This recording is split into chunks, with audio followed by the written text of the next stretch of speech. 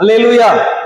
போன வாரத்தில் நாம் சில 2-3 வாரங்களாக கர்த்தர் நம்மை ஆளுகிறவர் என்பதை நாம் சிந்தித்துக் கொண்டிருக்கிறோம். ஆமென். உங்களுக்கு பிரயோஜனமா இருந்ததா? ஆமென். அல்லேலூயா. நீங்களும் என்னோடு கூட சேர்ந்து நாம் ஒருமித்து அவர் நாமத்தை உயர்த்துவோமாக. ஆமென். அல்லேலூயா. ஸ்தோத்திரம். அந்த வசனத்தை வாசிக்கலாம். நியாயாதிபதிகள் புஸ்தகம் 8வது அதிகாரம் 22-23 வசனங்களை வாசிக்கலாம்.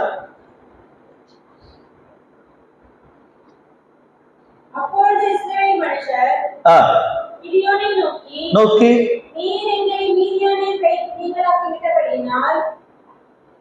விட்டபடினால் நீரும் உம்முடைய குமாரர்களும் குமாரனும் என்றார்கள். அதற்கு கிதியோன், நான் உங்களை ஆள மாட்டேன், என் குமாரர்களும் உங்களை ஆள மாட்டார்கள். அண்டர்லைன் பண்ணிக்கங்க.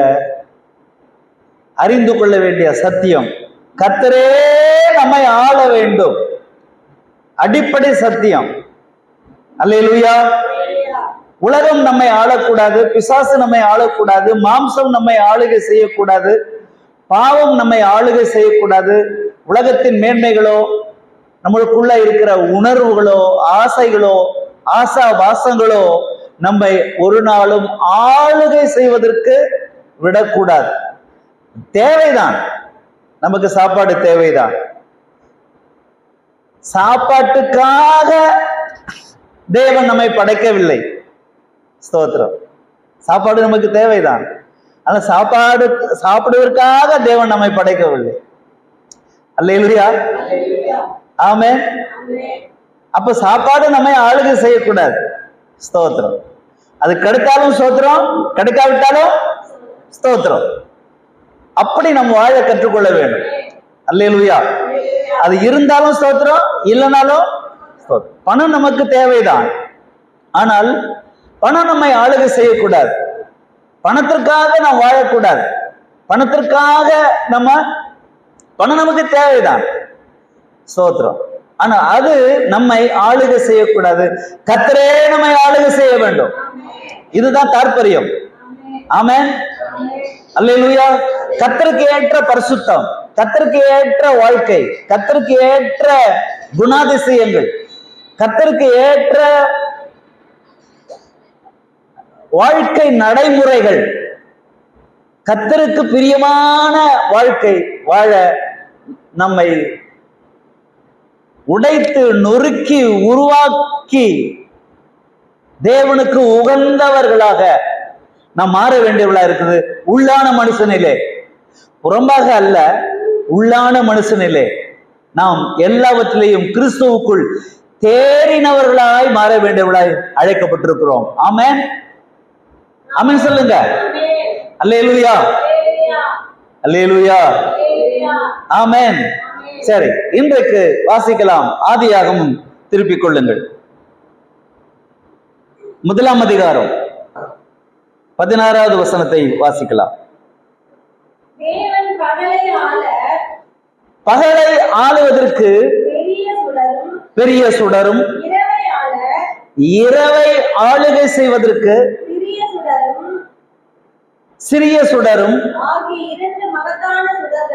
2 மகத்தான சுடர்களையும் நட்சத்திரங்களையும் அவர் உண்டாக்கினார்.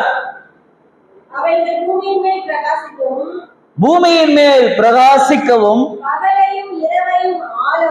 பகலையும் இரவையும் ஆளுகை செய்யவும், ஆளுகை செய்யவும், வெளிச்சத்துக்கும் இருளுக்கும் வித்தியாசம் உண்டாக்கவும் தேவன் அவைகளை வானம் என்கிற ஆகாய விரிவிலே வைத்தார். தேவன் அது நல்லது என்று கண்டார். அல்லேலூயா. ஆமென். கர்த்தருக்கு ஸ்தோத்திரம் உண்டாவதாக. பாருங்கள், இதிலே ஒரு பெரிய ரகசியம் இருக்கிறது. தேவன் சிருஷ்டித்தார், சூரியனை சிருஷ்டித்தார், சந்திரனை சிருஷ்டித்தார், நட்சத்திரங்களை சிருஷ்டித்தார், வானம் என்னும் ஆகாய விரிவிலே அதை வைத்தார். எதற்காக? பிரகாசிக்கும்படியாக, இரவுக்கும் பகலுக்கும் வித்தியாசத்தை காட்டும்படியாக. அன்பானவர்களே, இதுல ஒரு ஆழ்ந்த ரகசியம் என்ன தெரியுமா? ஆண்டவர் உங்களையும் என்னையும் இந்த பூமியிலே தேவன் வைத்திருக்கிறார் என்றால், இந்த சுடர்களை போல விசுவாசிகளை நாம் தேவனுக்காக சுடர் வீச வேண்டியவர்களா இருக்கிறோம், பிரகாசிக்க வேண்டியவர்களா இருக்கிறோம். அல்லேலூயா. இருளுக்கும் வெளிச்சத்திற்கும் இருக்கிற வித்தியாசத்தை நீங்களும் நானும் காட்ட வேண்டியவர்களா இருக்கிறோம். ஆகவே சுடர்களை போல நாம் பிரகாசிக்கிறவர்களா இருக்க வேணும். அல்லேலூயா. தானியேல் புஸ்தகம் 12ஆம் அதிகாரம் 2-3 வசனங்களை வாசிக்கலாம். தானியேல் புஸ்தகம் 12ஆம் அதிகாரம் 2-3 வசனங்கள்.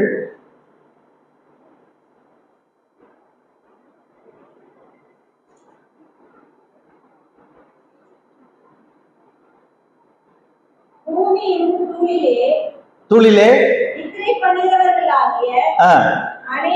அநேகர் நித்திய ஜீவனுக்கும் நிந்தைக்கும் இகழ்ச்சிக்கும் விழுத்து எழுந்திருப்பார்கள். ஞானவான்கள் ஆகாய மண்டலத்திலே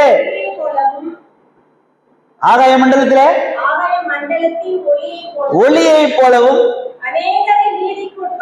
அநேக ஆத்துமாக்களை சத்தியத்திற்குள்ளே வழிநடத்தி, ஆத்துமாக்களை ஆதாயப்படுத்தி, சபையிலே கொண்டு வந்து சேர்த்து, ஞானஸ்நானத்துக்குள் வழிநடத்தி, அபிஷேகத்துக்குள் வழிநடத்தி, பரிசுத்தத்துக்குள் வழிநடத்தி, சத்தியத்துக்குள் வழிநடத்தி, அழிந்து போகிற ஆத்துமாக்களை நீதிக்குள்ளே வழிநடத்துகிறவர்கள்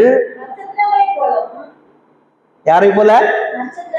நட்சத்திரங்களை போலவும் என்றென்றைக்கும் உள்ள சதா காலங்களிலும். அல்லேலூயா. ஆமென். ஆகவே ஆகாய மண்டலத்திலே கர்த்தர் வைத்திருக்கிற சூரியனை போல, சந்திரனை போல, நட்சத்திரங்களை போல கர்த்தர் இந்த உலகத்திலே நீதிமான்களையும் பரிசுத்தவான்களையும் கர்த்தர் வைத்திருக்கிறார் என்று சத்திய வேதம் நமக்கு போதிக்கிறது. அல்லேலூயா, அல்லேலூயா, அல்லேலூயா. ஆனால் நடக்கிறது என்ன?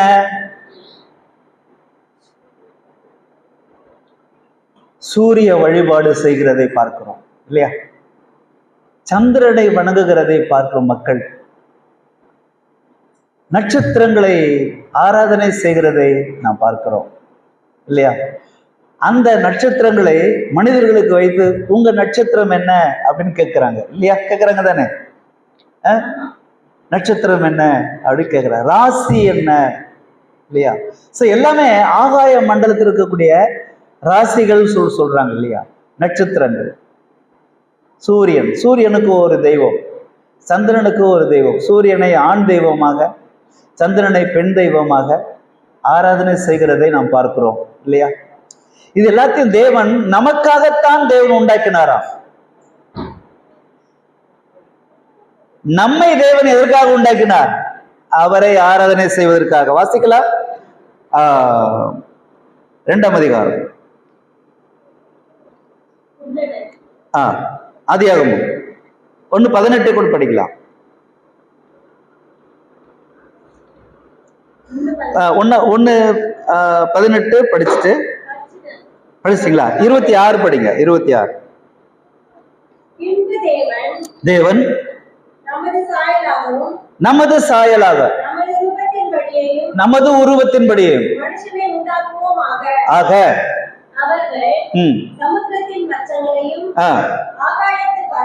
பறவைகளையும் ஜீவன்களையும் அனைத்தையும் சகல பிராணிகளையும் ஆள கடவர்கள். இப்ப எல்லாத்தையும் சூரியனை ஆள வேண்டுமாம், சந்திரனை ஆள வேண்டுமாம், நட்சத்திரங்களை ஆள வேண்டுமாம், ராசிகளை ஆள வேண்டுமாம், உலகத்தில் காணப்படுகிற மிருக ஜீவன்களை ஆள வேண்டும், மச்சங்களை ஆள வேண்டும், பறவைகளை ஆள வேண்டும், உலகத்தில் காண்கிற எல்லாவற்றையும் மனிதன் ஆள வேண்டும் என்று மனிதனை தேவன் படைத்தார். அல்லேலூயா, அல்லேலூயா, கர்த்தருக்கு ஸ்தோத்திரம். ஆனால் மனிதனை மாத்திரம் தேவன் ஆள வேண்டும். அல்லேலூயா, கர்த்தருக்கு ஸ்தோத்திரம் உண்டாவதாக. சோ இந்த ஆளுகை என்பது தேவனாலே வகுத்து கொடுக்கப்பட்டது. தேவனாலே வகுத்து பகுத்து நமக்கு கொடுக்கப்பட்ட ஆளுகை. ஆனால் நடந்தது என்ன? தேவன் வேண்டாம் என்று சொன்ன அந்த விருட்சத்தின் கனியை பறித்து புசித்து கீழ்ப்படியாமல் பாவம் செய்ததினாலே தனக்கு கொடுக்கப்பட்ட எல்லா அதிகாரங்களையும் பிசாசு பிடுங்கி கொண்டான். அல்லது தேவன் கொடுத்த எல்லா ஆளுகைகளையும் அதிகாரத்தையும், தேவன் கொடுத்த அதிகாரத்தை அவன் மிஸ் பண்ணிட்டான், இழந்து விட்டான், பறிகொடுத்து விட்டான். இப்பொழுது ஒரு அனாதையை போல கைவிடப்பட்டு பயந்து நடுங்கி அத்தி இலைகளை வச்சு அப்படியே தன்னுடைய மானத்தை மூடிக்கொண்டு போய் 2 பேரும் மரத்தின் பின்னால போய் ஒளிந்து கொண்டதாக வேதத்திலே வாசிக்கிறோம். காரணம், தனக்கு கொடுக்கப்பட்ட எல்லா அதிகாரமும் பறி போனது. தனக்கு கொடுக்கப்பட்ட எல்லா பரிசுத்தமும் இழந்து போனான். அந்த கீழ்ப்படியாமையினாலே, தேவன் வேண்டாம் என்று சொன்ன அந்த காரியத்தை அவன் செய்தபடினால் எல்லாவற்றை இழந்து ஒரு அனாதையை போல பயந்து நடுங்கி போய் ஒளிந்து கொண்டான்.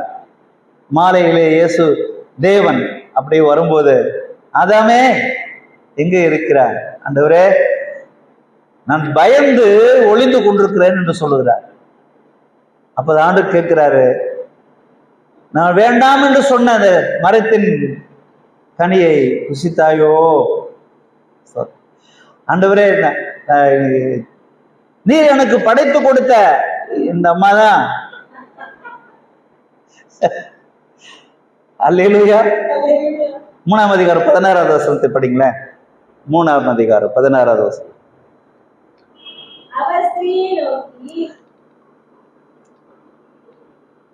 வாசிங்க.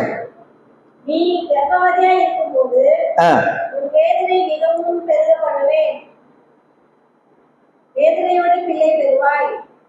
உன் ஆசை உன் புருஷனை பற்றியிருக்கும், அவன் உன்னை ஆண்டு கொள்வான் என்றார்.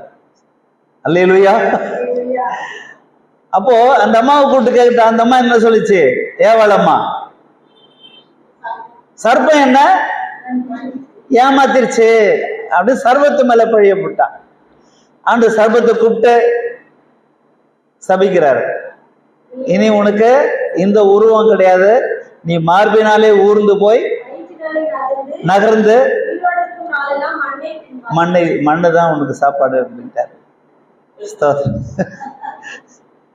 அதனாலதான் பாத்தீங்கன்னா மண்ணு தான் அந்த பாம்புக்கு, மண்ணு தான் இது நாள் வரையும். ஆனா பாவம் செய்யறதுக்கு முன்னால அந்த சர்ப்பம் எப்படி இருந்ததான்? தந்திரமுள்ளதா இருந்ததா, அழகா இருந்ததா, ரொம்ப. ஆமா, அதுக்கு கை இருந்துச்சு, கால் இருந்துச்சு, வால் இருந்துச்சு, எல்லாம் ரொம்ப பியூட்டிஃபுல்லா இருந்துச்சு. ஸ்தோத்திரம். ஒரு மானை எடுத்துக்கொண்டா அந்த மானை எவ்வளோ பியூட்டியா இருக்குது இல்லையா? அந்த மாதிரி அவ்வளோ அழகா இருந்துச்சு. ஆனால் ஆண்டவர் அதை சபித்ததுனால அது சர்ப்பமாக மாறி மண்ணில் ஊர்ந்து மண்ணையே சாப்பிட ஆரம்பிச்சது. ஆக அந்த மண்ணு தான் அதுக்கு ஆகாரமா ஆயிப்போச்சு. அல்லேலூயா. அப்ப அந்த அம்மாவை கூப்பிட்டு சொல்றாரு, நீ ஏன் பேச்சை கேட்காம நீ சர்ப்பத்தின் பேச்சை கேட்டதுனால நீ பிள்ளை பெறும்போதெல்லாம் உன் வேதனை. ஆமா, உயிர் போய் அது ஆண்டவர் கொடுத்த சாபமான வார்த்தைகள். ஸ்தோத்திரம். அடுத்தது என்ன சொல்றாரு? வேதனை பெருக பண்ணுவேன்னு சொல்லிட்டு இல்ல இல்ல, உன் ஆசை உன் புருஷனை பற்றி இருக்கும், அவன் உன்னை. இதுவும் தலைகளாதான் இருக்குது. அவன் உன்னை ஆண்டு கொள்வான் இருக்கா இல்லையா? ஆனா இன்னைக்கு என்ன நடந்துட்டு இருக்குது? அநேக பிரச்சனைகளுக்கு காரணம் இங்கதான் இருக்குது. சோதரம் அநேக துன்பங்களுக்கு காரணம், அநேக பிரிவுகளுக்கு காரணம். பாருங்க, நீதிமன்றத்திலே கோர்ட்ல எத்தனை எத்தனை கேஸுகள் நின்றுகிட்டு இருக்குது.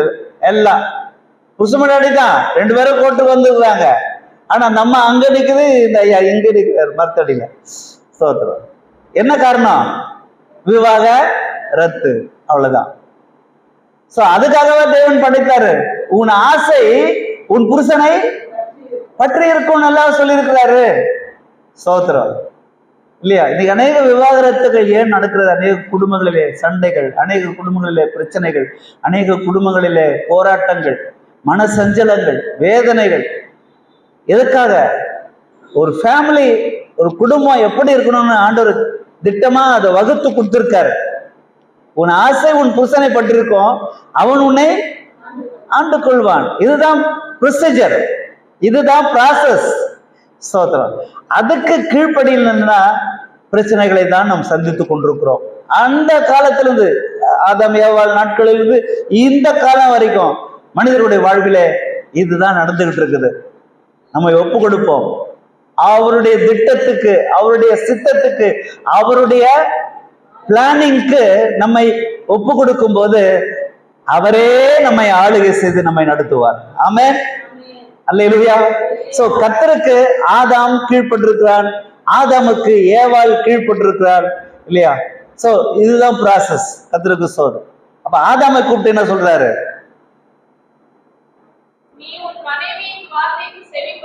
செவி கொடுத்து.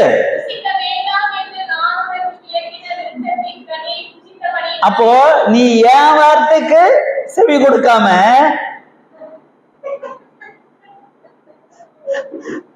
அல்லேலூயா, நீ என் வார்த்தைக்கு கீழ்ப்படியாம, நான் சொன்னதை நீ செய்யாம. ஆமா, அப்போ மனைவியை பார்த்த உடனே அவனுக்கு ரொம்ப ஆசை வந்துருச்சு, அப்படியே விழுந்துட்டான். இவள் என் மாம்சத்தில் மாம்சமும், இவள் என் எலும்பில் எலும்பும். உன்னை கேட்டாங்களா? கர்த்தருக்கு ஸ்தோத்திரம். அல்லேலூயா, அல்லேலூயா. இது அவ்வளவு அழகு. ஆமா, தேவன் கொண்டு வந்து முன்னால நிறுத்தி வச்சாரு. ஆதாமுக்கு முன்னால ஏவாளை படைத்து அந்த பியூட்டில அவன் அப்படியே விழுந்துட்டான்.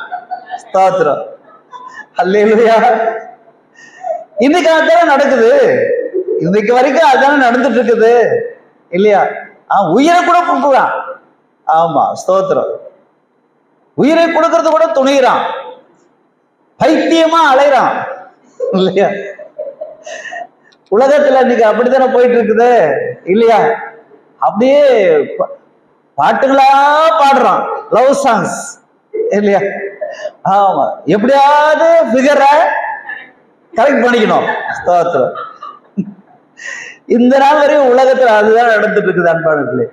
கர்த்தருக்கு ஸ்தோத்திரம். அதனாலதான் தேவன் தனக்கு கொடுத்த எல்லா ஆளுகைகளையும், அபிஷேகத்தையும், தேவன் தனக்கு கொடுத்த அதிகாரங்களையும் அவன் இழந்து போனான். ஸ்தோத்திரம், அல்லேலூயா. இழந்து போனதை தேடவும் அதை ரட்சிக்கவுமே மனுஷகுமாரன் பூமிக்கு. லூக்கா சுவிசேஷம் 19ஆம் அதிகாரம் 10வது வசனம். லூக்கா சுவிசேஷம் 19ஆம் அதிகாரம் 10வது வசனம். குறிக்கிறவங்க குறிச்சுக்குங்க. சரி,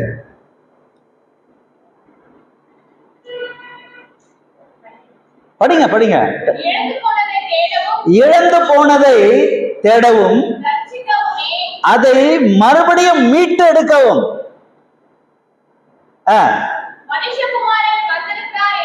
கர்த்தராகிய இயேசு கிறிஸ்து இந்த பூமியிலே வந்திருக்கிறார். மனுஷகுமாரன் வந்திருக்கு, அதுக்காகத்தான் நான் வந்தேன். அப்ப முதலாவது ஆதாம் பாவம் செய்து தனக்கு கொடுக்கப்பட்ட எல்லா அதிகாரத்தையும், ஆளுகைகளையும், அபிஷேகத்தையும், வல்லமையையும், தேவன் தனக்கு கொடுத்த எல்லா ஆசீர்வாதங்களையும் இழந்து போய்விட்டான். ஆதாம், முதலாவது ஆதாம் இழந்து போன அந்த ரட்சிப்பை, அந்த ஆசீர்வாதங்களை எல்லாவற்றையும் மீண்டுமாய் நமக்கு சம்பாதித்து வீட்டெடுத்து நமக்கு கொடுக்கும்படியாகத்தான் இயேசு நம்மை தேடி இந்த பூமியிலே வந்தார். அல்லேலூயா, அல்லேலூயா, ஆமென். இழந்து போன ஆளுகையை, ஆண்டவர் மீண்டும் நமக்கு மீட்டெடுத்து கொடுத்தார். கர்த்தருக்கு ஸ்தோத்திரம் உண்டாவதாக. ஆகவே தான் இயேசு கிறிஸ்து சோதிக்கப்படும் போது பிசாசு ஆண்டவரிடத்துல வந்து என்ன சொன்னான்? என்னை வணங்குகிறவர்களுக்கு நான் எல்லாத்தையும் கொடுப்பேன் அப்படின்றான். அல்லேலூயா. இவைகள் எல்லாம் எனக்கு கொடுக்கப்பட்டிருக்குதுன்னு சொல்றான். சொன்னானா இல்லையா? மத்தேயு 4ஆம் அதிகாரத்துல இல்லையா வாசிக்கும் போது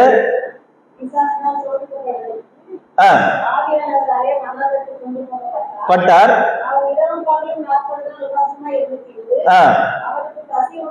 பசி உண்டாயிற்று. சோதனைக்காரன் வந்து ஆனால் சோதிக்கிறான். அப்போ அப்பத்தினால் மாத்திரம் அல்ல,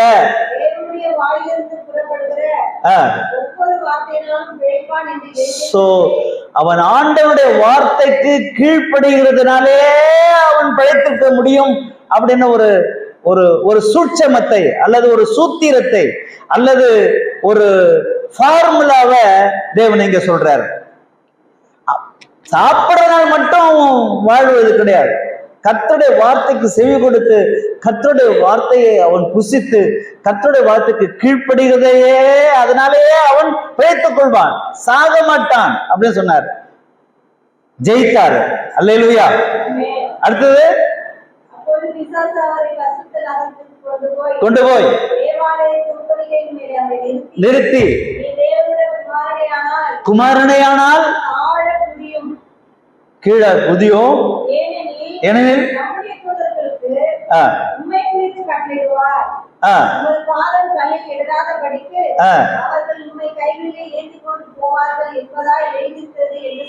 அப்போ அவனும் பைபிள் படிக்கிறான். அப்போ சாத்தானும் என்ன செய்யறான்? அவனுக்கும் பைபிள்ல தெரியும், கர்த்தருடைய வார்த்தை என்னன்னு சொல்லுதுன்னு எல்லாம் தெரியும் அவனுக்கு. ஸ்தோத்திரம். அதனால்தான் வசனத்தை சொன்னதுக்கு வசனத்தை வச்சே அவன் குறுக்கு கேள்வி கேட்டு இயேசுவை தாக்கணும் அப்படின்னு நினைச்சான். ஆனா அது முடியல அவர்கிட்ட. அவர் என்ன சொன்னார் பாருங்க, இயேசு எழுதிருக்குது. முதல்ல சொல்லும் போதும் எழுதிருக்குன்னு சொல்றாரு, ரெண்டாவது பண்ண சொல்லும் போதும் எழுதிருக்குதுன்னு சொல்றாரு, மூணாவது மலையின் மேல் கொண்டு போய் ராஜ்யங்களை காண்பிக்கிறான். அந்த ராஜ்யங்களின் மகிமையை காண்பிக்கிறான். காண்பித்து என்னை அவன் ஆசை பாருங்க, பேராசைக்காரன் இயேசுநாதர்கிட்டயே வந்து என்ன பணிந்து கொண்டால் அப்படின்னு கேட்கிற அளவுக்கு அவனுக்கு அவ்வளவு தைரியம் வந்துச்சுன்னா பாருங்க. அல்லேலூயா. என்னை பணிந்து கொண்டால் இவைகளெல்லாம் உமக்கு தருவேன் அப்படி சொன்னான். இயேசு என்ன சொன்னாரு? என்ன சொன்னாரு? சில நேரங்களிலே அவனை வணங்கக்கூடிய ஒரு சூழ்நிலைகள் நமக்கு வரலாம். உலகத்தில் உள்ளவைகளிலும் அன்புக்குற அதிகம் சொல்லு வேதம் சொல்லுது. வாசிக்கலாம். 1 யோவான் 2ஆம் அதிகாரம் 16-17 வசனங்கள். 1 யோவான் 2ஆம் அதிகாரம் 16-17 வசனங்கள். அல்லேலூயா.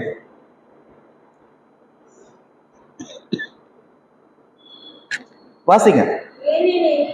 ஏனெனில் மாம்சத்தின் இச்சையும் கண்களின் இச்சையும் ஜீவனத்தின் பெருமையுமாகிய இவைகள் எல்லாம் அல்ல, உலகத்தினால் உண்டானவைகள். உலகமும் அதில் உள்ள இச்சைகளும் ஒழிந்து போகும், செய்கிறவனோ. அல்லேலூயா. அப்போ முதலாவது ஆதாம் ஏதேன் தோட்டத்திலே இழந்து போன எல்லாவற்றையும் ஆண்டவர் நமக்கு திருப்பி சம்பாதித்து கொடுக்கும்படியாகத்தான் இந்த உலகத்திலே வந்தார். சாத்தானை ஆண்டவர் ஜெயித்தார். ஆமென். அப்போ அப்பாலே போ நாம் சொல்ல வேண்டும். சில நேரங்களிலே ஆசைகள் வரும்போது, இச்சைகள் வரும்போது, உலகத்தின் காரியங்கள் நம்மை மேற்கொள்ளும் பொழுது, நம்மை மேற்கொள்ளும் பொழுது நம்ம என்ன சொல்ல வேணும்?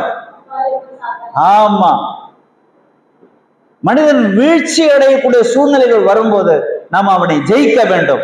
இயேசு எப்படி ஜெயித்தார்? அப்பாலே போ சாத்தானே பணிந்து கொண்டு அவர் ஒருவருக்கே ஆராதனை செய்ய வேண்டும். அல்லேலூயா. இயேசு நமக்கு கற்றுக் கொடுத்த இந்த சப்ஜெக்ட் பாருங்க. ஸ்தோத்திரம். நாம் இந்த உலகத்திலே ஆளுகை செய்ய அழைக்கப்பட்டிருக்கிறோம். பிசாசின் மேலே இயேசு ஆளுகை செய்தார். அப்பாலே போ கடிந்து கொண்டார். ஆமென். பிசாசின் மேலே இயேசு ஆளுகை செய்தார். அதட்டினார், விரட்டினார், துரத்தினார். ஆமென். வேதம் என்ன சொல்லுது? யாக்கோபு நிருபம் 4ஆம் அதிகாரம் 7வது வசனம், எபேசியர் நிருபம் 4ஆம் அதிகாரம் 27வது வசனம்.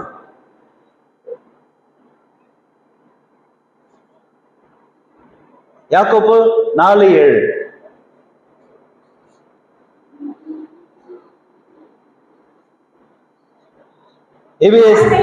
ஆகையால்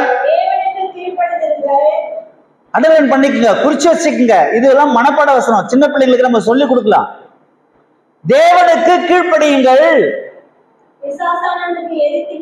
பிசாசுக்கு எதிர்த்து நில்லுங்கள். நீங்க எதிர்த்து நிக்கலன்னா அவன் உங்க கூடவே ஒட்டி நிற்பான். நீங்க எதிர்த்து நிக்கணும், அப்பொழுது அவன் உங்களை விட்டு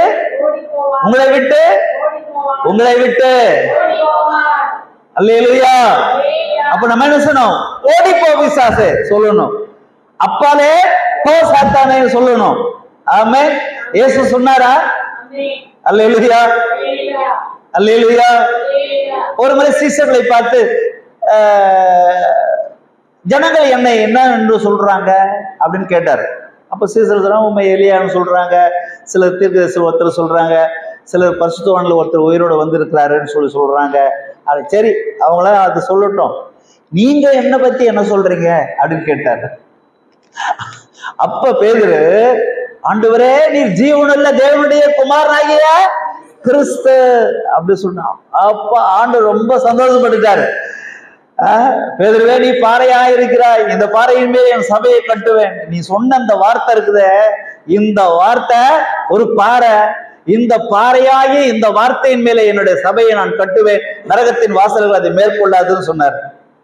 அல்லேலூயா. அப்பதான் புகழ்ந்துட்டாரு. ஆனா அதே அதிகாரத்துல மனுஷகுமாரன் காட்டி கொடுக்கப்படுவார், சிலுவிலே அடிக்கப்படுவார், பாடுகளை படுவார், நிந்தைகளை அனுபவிப்பார். ஆமா, மனுஷகுமார் எல்லாரும் சேர்ந்து கொலை செய்வார்கள். 3ஆம் நாள் அவர் உயிரோடு வருவார். இப்படிலாம் சொன்னார். இயேசுநாதரை தனியா போயிட்டு சொல்றான் காதுல, ஆண்டவரே உமக்கு இப்படியெல்லாம் நடக்கக்கூடாது, நீ மறிக்க கூடாது. மத்தேயு 16ஆம் அதிகாரம் வீட்டுல போயிட்டு வாசித்துங்க, குறிச்சிக்கங்க. மத்தேயு 16 வாசித்துக்கங்க. அல்லேலூயா. ஆமா, நீ சிலுவையில மறிக்க கூடாது, நீ பாடுபடவே கூடாது அப்படின்னு உடனே ஆண்டவர் கண்டுபிடிச்சாரு. இது சொல்ல வைக்கிறது யாரு? இது சொல்ல இப்படி சொல்ல வச்சது யாரு? ஆமா, ஸ்தோத்திரம். அப்போ ஒரு மனுஷனுக்குள்ளே ஆண்டவரும் கிரியை செய்வாரு, பிசாசும் கிரியை செய்வான்றதை நம்ம புரிஞ்சுக்கணும். ஆமென். அல்லேலூயா. கர்த்தருடைய வார்த்தை தான் உப்பினால் சாரம் ஏற்றப்பட்ட கர்த்தருடைய வார்த்தை, வசனங்கள். ஆனா பிசாசானவன் சொல்லும் போது தன் சொந்தத்திலிருந்து எடுத்து பேசுகிறான். யோவான் சுவிசேஷம் 8ஆம் அதிகாரம் 44. யோவான் சுவிசேஷம் பிதாவாகிய பிசாசினால் உண்டானவர்கள் உங்கள் பிதாவினுடைய இச்சையின்படி செய்ய மனதாயிருக்கிறீர்கள். இருக்கிறீர்கள்.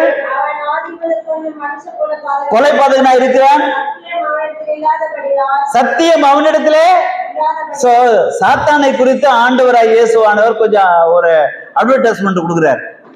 இது சாத்தான் யாரு, அவன் எப்படிப்பட்டவன் அப்படின்றத அறிமுகப்படுத்துறாரு. கர்த்தருக்கு ஸ்தோத்திரம். அல்லேலூயா. அவன் அவனிடத்தில் இல்லாதபடியால் சத்தியம்